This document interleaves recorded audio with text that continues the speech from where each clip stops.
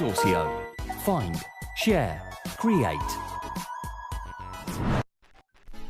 So Seven Thomas asks us, how do we perform confidently in a group discussion? See, even if it is group discussion or interview, yes, confidence is something which is very important, very important. That's why I said you practice, practice, and practice. See, I was somebody who was used to get very nervous in front of the crowd. And I was asked to go to campus hiring, and I had to go to campuses like PSG, GRD, IITs, and NITs, right? So unless you experience that, I don't think you will overcome that, right? Maybe the first GD group discussion, you might not do well. Yes, that's okay. That's okay. But don't give up. Keep attending 2 or 3 or 4 or 5, maybe after 10 or 15 interviews after GD that you're going to clear, which is okay. But prepare that, build up that confidence. It's only by experience. I always say that giving interview is the best experience. Attend as much as interview as possible. I've seen so many candidates saying, I'm scared to attend interview.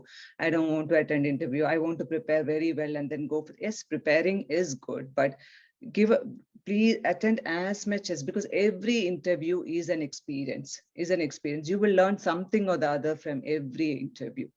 From every interviewer, there will be some new question which you get, right? And your confidence, you will see that after the first interview, you might have been so nervous, the second, third, by 5th or 10th, you will be like so confident to say about yourself, what you've done in the past. Even from my experience, I'm saying that every time when I look for a job change, the first 2 interview would be very difficult, right? I feel that even when you are experienced, I'm saying that, but the 4th or 5th, you're like, okay, you can so fluently say, because you have become master in that. So even it's the same with group discussion also, even in the colleges or outside, take part in that. Even within your friends, make a group, talk, pick up topics and then talk and then come out of that fear. Now, the next question is something interesting, and I've been meaning to ask you as well. This person asks, how do we justify a break in employment due to a layoff? Now, I want to add to that question. These days, there is a shift in perspective. Many people try to change careers or take a career break in between and get back to it.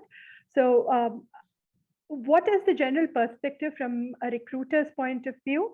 And as this person asked, how do they justify themselves when they are laid off? See, now I think the culture is very open. If you see LinkedIn also, people are posting very openly saying that I was laid off, I'm looking for a job, right? And if you see the comments, there's so many people coming forward to help, saying that send your CV to me, send the apply here, there, and all that, right? So don't ever feel bad to say that you were laid off because of the pandemic or what, or maybe the company was downsizing, there was an acquisition, you never know, right? So many. When I was a part of a small startup company, yes, there were so many good people we had to lay off because there was an acquisition, right? It's not that they were bad at all. They were really good people actually, but we had to do, there was no choice actually.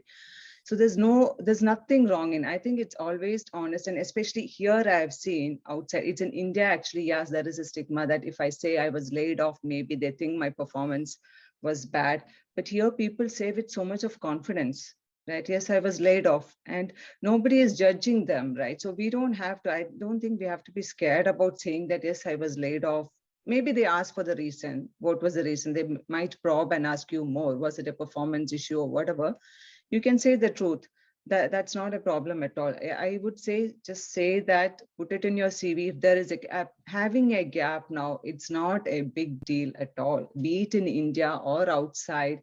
If you're away from work to take care of your child or maternity or anything, could be your parents, any reason for that matter. Earlier, yes, it was only maternity which was justified. Now it's not like that, right? There are people who are taking break for many personal things. They want to take a break of 1 year and then come back, which is okay. You can upfront and tell them that this is the scene. I have taken a break. There's nothing wrong in that. It's accepted. It's widely accepted. That's reassuring to hear, right? Now I have another question. Perhaps Robbins can answer this. Sajay asks, can you share some insights into interviews of these days, that is online interviews, where both interviewer and the candidate might be sitting kilometers apart?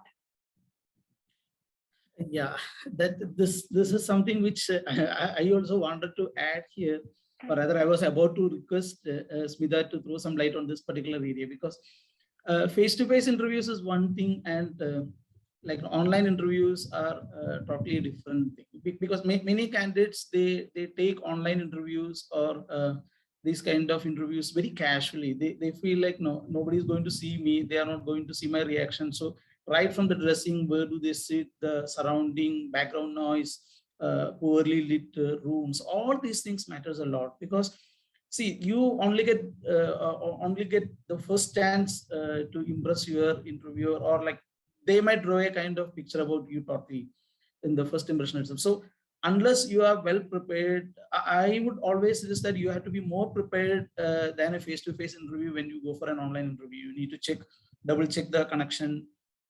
You see, like, what is the kind of network you have, the system problems, all these things. Because and many people, they fail to give proper eye contact even, because they might be looking to one corner, and they might be answering just because of the feeling that they are not going to see the interviewer straight away. So all these things are very important.